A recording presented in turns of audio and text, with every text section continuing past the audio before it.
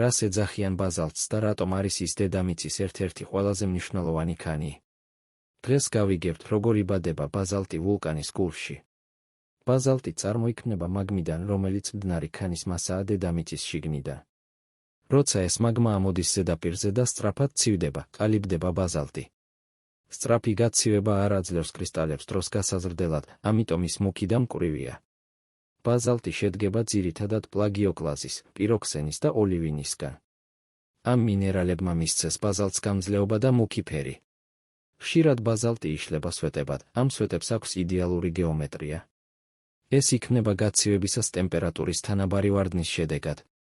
ბაზალტი ქმნის ოკეანის ფსკერის უმეტეს ნაწილს. იგი გვხვდება შუა ოკეანურ ქედებზე, სადაც მაგმა გამოდის ზღვიდან. მთვარის ზედაპირიც ბაზალტითაა დაფარული, იგივე პრინციპით შექმნილი. საქართველოში ბაზალტის საბადოები არის ჯავახეთში, თრიალეთის მთებში და სამცხე-ჯავახეთის პლატოზე. ეს ვულკანური ქანები ქმნიან მთიანობის დიდ ნაწილს. ბაზალტი გამოიყენება როგორც სამშენებლო მასალა, აგრეთვე დეკორატიული ქვა. მისი გამძლეობა და მჭიდრო სტრუქტურა იდეალურია ინჟინერიული დანიშნულებისთვის.